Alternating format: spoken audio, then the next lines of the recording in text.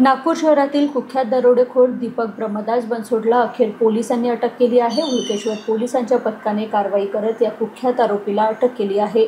पोलिसांनी आरोपीकडून रोख रक्कम, दागिने, मोबाईल फोन, 4 दुपहिया वाहन व एक 4 चाकी वाहनासह 6,55,000 रुपयापेक्षा जास्त किमतीचा माल जप्त केला आहे। त्याच्यावर नागपूर शहर, नागपूर ग्रामीण, वर्धामध्ये यापूर्वीही 68 व आताचे 6 असे एकूण 74 गुन्हे दाखल आहेत।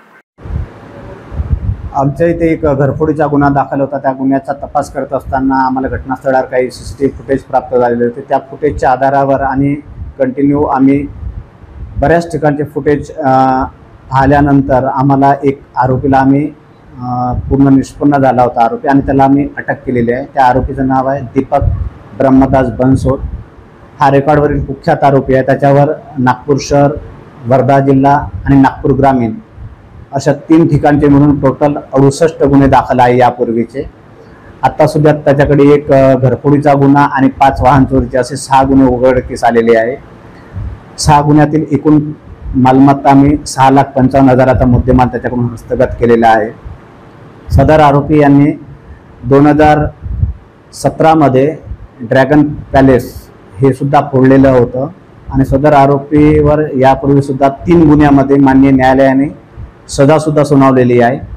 हा कुख्यात आरोपी आहे आणि वेगवेगळ्या ठिकाणी आपला पत्ता बदलवून भाड्याचे रूम घेऊन राहत होता। सध्याच्या वेळेस तो पंतप्रधान आवास योजना वाठोडा सिम्बायोसिस कॉलेजच्या पुढे इथे सध्याला तो राहत होता, आणि तिथून आम्ही त्याला अतिशय शिताफीने आमच्या डीबी टीमने त्याला अटक केलेली आहे। सदरची कामगिरी ही माननीय पोलीस आयुक्त श्री रवींद्र कुमार सिंगल साहेब आणि पोलीस आयुक्त नवीनचंद्र रेड्डी आणि आमचे अप्पर पोलीस आयुक्त श्री शिवाजी राठोड सर, आमच्या पोलीस उपायुक्त रश्मिताराव मॅडम आणि आमचे ACP अजनीचे नरेंद्र हिवरे सर यांच्या मार्गदर्शनामध्ये खाली, आणि आमचे EPI चक्रे आणि GPSI आमचे ठवरे, सतीश मानके, राजेश धोकटे, राजेश मोते, गौरव गजबे आणि मनोज घोडे आणि मुकेश किन्नाके यांनी ही उत्कृष्ट कामगिरी केलेली आहे। पकडलेल्या आरोपीवर यापूर्वी 68 गुन्हे होते आणि आत्ताचे 6 गुन्हे असे म्हणजे टोटल 74 गुन्हे त्याच्यावर दाखल आहे, आणि 3 गुन्ह्यात ऑलरेडी त्याला सजा पण लागलेली आहे।